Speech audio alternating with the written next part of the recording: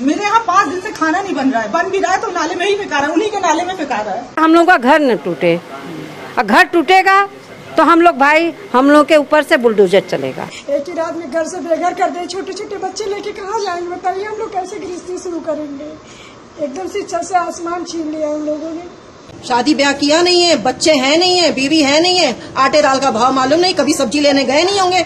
लगेगी आग तो आएंगे घर कई इसकी जद में, यहाँ सिर्फ मेरा मकान थोड़ी है। ये राहत इंदौरी साहब का शेर हर समय क्यों इतना याद आता है जब भी हम देखते हैं कि दूसरों के साथ जब कोई चीज़ होती है तब आपके ऊपर फ़र्क नहीं पड़ता, लेकिन जैसे ही वही चीज़ आपके साथ बीतने लगती है तो आपके कई सारे इश्यूज़ खड़े हो जाते हैं और आप कहने लगते हैं कि सरकार कितनी क्रूएल है। मैं उत्तर प्रदेश की योगी सरकार की उस हरकत की बात कर रही हूँ जिसको लेकर उत्तर प्रदेश की ही काफ़ी हद तक हिंदू मेजॉरिटी जनता ने उन्हें सिर पर बिठा लिया था बुलडोज़र बाबा कहकर। वहाँ देखो बुलडोजर भी खड़े हैं मेरी सभा में। लोगों को न्याय दिलाया है बुलडोजर ने, और पूज्य महाराज जी का प्रिय चीज है बुलडोजर। अपराधी ये बुलडोजर अपराधियों को साफ है और उनका विनाश का कारण है पूज्य महाराज जी। उनको बहुत मज़ा आ रहा था जब वो बुलडोज़र लेकर ऐसी चीज़ों को तहस नहस कर रहे थे जो उनको देखकर, दूर से देखकर लग रहा था ये तो दूसरा धर्म है, अब्दुल टाइट हो गया है, ये तो अकबर नगर में जाकर बुलडोज़र चल रहा है। हाँ, इनके पास तो कागज़ भी नहीं थे, प्रूफ नहीं था। हाँ, ये लोग तो इन्फिल्ट्रेटर्स हैं, घुसपैठिए हैं, ये तो रोहिंग्या थे। ऐसा कहकर आप लोगों को पहले बहुत अच्छी तस्वीर दिखा दी गई कि देखिए बुलडोज़र जस्टिस कितना सही है। जब सरकार खुद ही ज्यूरी जज बन जाती है उसके बाद आपको लगता है वो चुप रह जाएगी। यहाँ पे जितने भी महिला सदस्य हमारी खड़ी हैं सबके पास रजिस्ट्री है, सबके पास दाखिल खारिज है, ठीक है। 25 साल पुराना, 30 साल 35 साल पुराना रिकॉर्ड है हम लोगों के पास। उसके बाद हम लोग मेरे पास 25-30 साल पुराना के बोल रहे हैं। कल बात दूसरी हो गया है, हम लोग प्रूफ लेके हम लोग अवैध नहीं है, एक हफ्ता हो गया, कल से पेपर में किसी की रजिस्ट्री नहीं है लोगों के पास। अब ये हिंदू महिलाएं, हिंदू परिवार लखनऊ के पंत नगर में खास तौर पर जहां पर 1200 से 1800 घर ऐसे बताए जा रहे हैं जिससे कि आप ये मान के चले कि 20 से 25 हज़ार लोग इससे प्रभावित होंगे, उन पे क्रॉस का निशान लगा दिया गया है। मेरे यहाँ 5 दिन से खाना नहीं बन रहा है, बन भी रहा है तो नाले में ही फेंका रहा है, उन्हीं के नाले में फेंका रहा है। उनको क्या है, वो तो बस ऑर्डर देके चले जाते हैं, ऐसे क्रॉस लगाते हैं जैसे लगता है कि उनको उस चीज का क्या मिलने वाला है, इतनी खुशी के साथ लगाते हैं। गले मिल रहे थे उस दिन अधिकारी।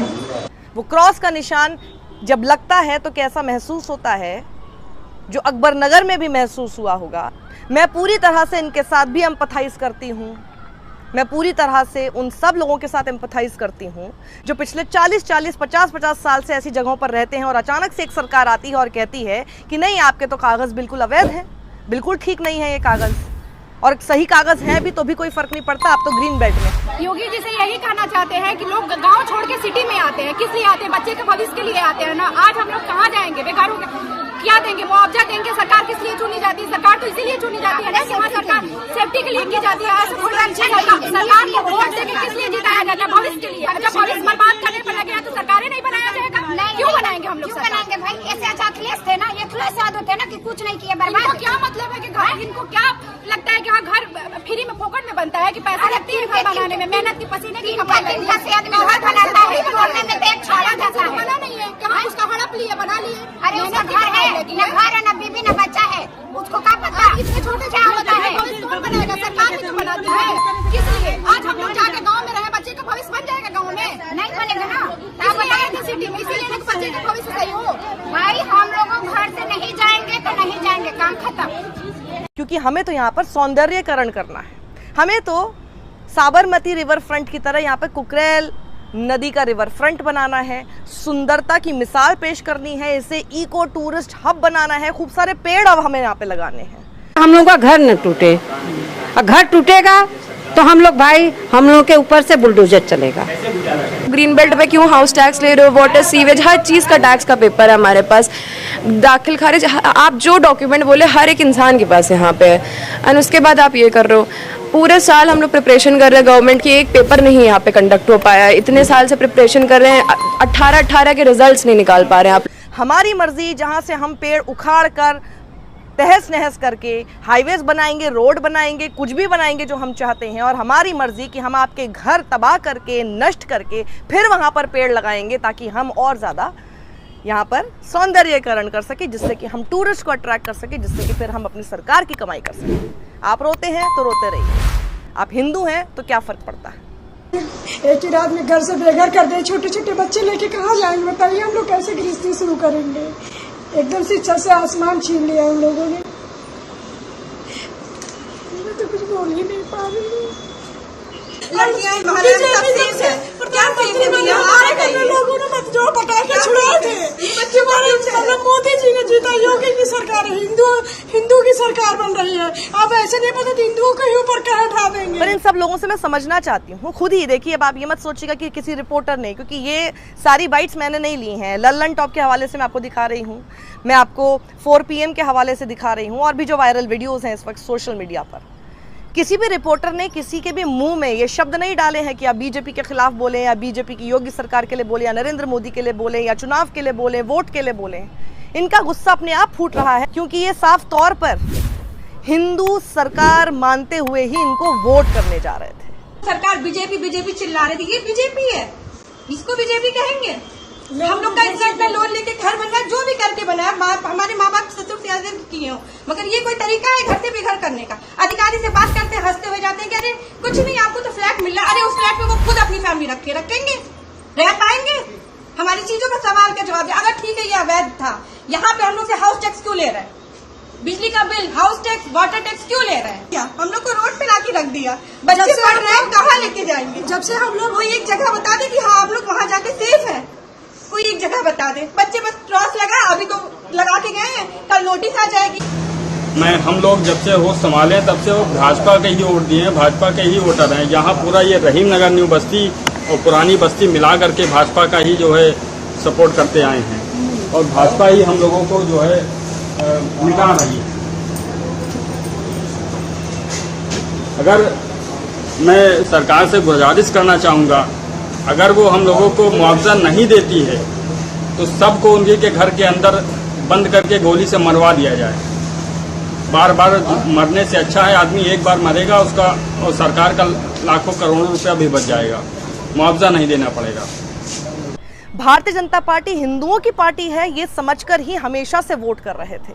आज रोते रोते अगर किसी को ये बताना पड़ रहा है कि जब बीजेपी जीती थी तो हमने पटाखे छोड़े थे, आंसुओं के साथ वो इस बात को याद दिलाती हैं। लड़कियां लोगों ने मत जो पटाखे छुड़ाए थे, मतलब मोदी जी ने जीता, योगी की सरकार है, हिंदू की सरकार बन रही है। अब ऐसे नहीं पता हिंदुओं के ऊपर क्या उठा देंगे। क्या इसका कोई फर्क पड़ने वाला है सरकार पर? कतई नहीं। हमारा नाम विनोद सोनी है और मैं यहाँ 2000 से रह रहा हूँ। सन 2000 से मेरे पास लीगल सारे कागजात हैं। यहाँ आज जो माहौल ये बना है, इसका जिम्मेदार कोई और नहीं बीजेपी ही है, क्योंकि जो नगर आयुक्त हम लोगों ने वोट दिया था। एक सेकंड रुकिएगा, क्योंकि इस समय जो बीसी हैं इंद्रमणि त्रिपाठी जी, उनके कार्यकाल में यहाँ पे सीवर लाइन का कार्य हुआ। ठीक, उस समय अगर ये कह देते सबसे कि ये कॉलोनी अवैध है या गिरेगी, तो ये आज दिन हम लोग को नहीं देखना पड़ता। बीजेपी सन 85 में खड़ा हुई थी, तब मैं 12 साल का था और तब 1 रुपए की रसीद काटता था बीजेपी की। तब से मैं कार्य करता हूँ बीजेपी का, और तभी से मैं बीजेपी को सपोर्ट करता हूँ। आज बीजेपी ने हमको इनाम क्या दिया है, आज मैं 52 साल के हो गया हूँ। ठीक है, तो सरकार सारे विधायक बीजेपी के, सभासद बीजेपी के, मेयर बीजेपी के, सारे नेता बीजेपी के, उनको तब नहीं पता था कि ये कॉलोनी अवैध है या गिरेगी है? तो इन्होंने पहले क्या काम किया, सबको बढ़ावा दिया, वोट और सीट के लिए आज जब वो आसमान पे पहुंच गए हैं तो न कार्यकर्ता को अपना समझ रहे हैं और न अपने वोटर को समझ रहे हैं। आज इनके लिए हिंदू कोई बिरादरी नहीं रहा और न कोई जाति रहा। लेकिन आपके सामने ये सच जरूर आ गया है कि पटाखे आपने बीजेपी के जीतने पर इसलिए फोड़े थे कि आप सुरक्षित रहेंगे, और साथ ही इस वजह से फोड़े थे कि अब्दुल टाइट होगा। ये बहुत बड़ा और कड़वा सवाल मैं आपसे पूछने जा रही हूं आज। मेरी पूरी एम्पैथी आपके साथ है, लेकिन उसके बाद भी मुझे इस बात पर आपत्ति भी है कि जब किसी दूसरे के साथ होता है तो आप उसको जस्टिफाई करने पर उतर आते हैं। जब खुद के साथ होता है, वही आदमी, वही सरकार, वही पार्टी आपके साथ, आपकी सरकार होने के नाते आपको ऐसे भ्रम में डालकर आपके साथ करती है, तो आपके बहुत सवाल खड़े हो जाते हैं। ये एक वाजिब सवाल इस महिला का जो है, शादी ब्याह किया नहीं है, बच्चे हैं नहीं है, बीवी है नहीं है, आटे दाल का भाव मालूम नहीं, कभी सब्जी लेने गए नहीं होंगे। ये भी किसी रिपोर्टर ने इनके मुंह में नहीं डाला है।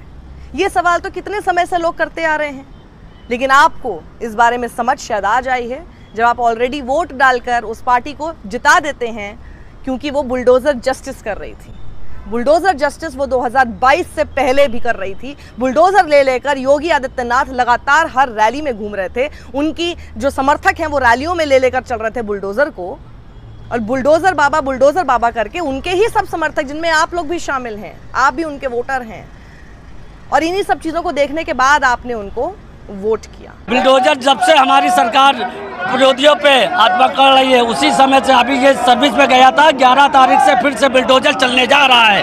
उत्तर प्रदेश की जनता को मैं धन्यवाद देना चाहता हूँ, पूरी प्रचंड बहुमत से हमारी सरकार बन रही है, और 11 तारीख को योगी बाबा बुलडोजर लेके सड़क। आपको ऐसा क्यों लगा था कि ये बुलडोजर आपके पते तक नहीं पहुँचेगा? आपको ऐसा क्यों लगा कि जिन अधिकारियों के आज इस बर्ताव पर गले मिल रहे थे उस दिन अधिकारी, खास तौर पर ऐसे कि साथ में गले मिल रहे थे, खुश हो रहे थे, और हम लोग की ऊपर क्या बीत रही थी, मैं समझ सकती हूँ कि क्या बीत रही होगी, क्योंकि ऐसे ही तस्वीरें हमें और भी बहुत सारी जगहों से देखने को मिली है। पहले भी आप पहले नहीं हैं।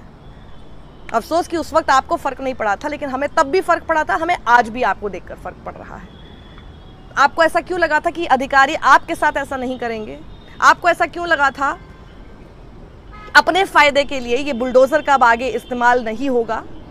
और आपके ऊपर, क्योंकि आप उनके धर्म से आते हैं, जिस धर्म के नाम पर वोट पड़ते हैं, 20,000 30,000 वोट कम पड़ जाएंगे, उनको क्या फ़र्क पड़ेगा? वो आपके सामने और 10 चीज़ें लाके खड़ी कर देंगे कि देखिए हिंदुओं के लिए हमने ये किया है। हाँ, ये सवाल आपका बिल्कुल ठीक है कि ऐसे क्या महिलाएं सेफ होंगी। सही कहा मैम आपने। हम लोग सेफ महसूस करते हैं, औरतें सेफ हैं। ये सरकार में औरतें से, ये औरतें से कल रोड पे औरतें जाएंगी, उनके बच्चों के साथ क्या होता है कोई आगे बोलेगा आके? लेकिन ये जो आपने सोचा ये बिल्कुल सही नहीं था। हम तो आंख बंद करके भरोसा करते थे, ये भरोसा तोड़ा उन्होंने। दिक्कत यहीं पर है, और मैं आपको एक और बड़ी बात बता दूं, ये नेवर एंडिंग है, ये सिर्फ बढ़ेगा। ये चीज़ अब कभी ख़त्म नहीं होने वाली है, और उसका सबसे बड़ा कारण आप लोग हैं। देश की वो जनता है जो कि देखती ही नहीं है कि सामने वाला किस अहंकार में चल के कैसे कानूनी पेच से अलग हटकर चीजें कर रहा है। कहाँ जाएंगे आप? तो बुलडोजर बाबा हो, बुलडोजर चला रहे। ये बुलडोजर है, ये बुलडोजर है। आपको ये गलतफहमी क्यों हुई कि आपके जो वैध कागज हैं वो अगर इनकी पूरी स्कीम ऑफ ब्यूटिफिकेशन में आएगी तो ये आपके ऊपर बुलडोजर नहीं चलाएंगे?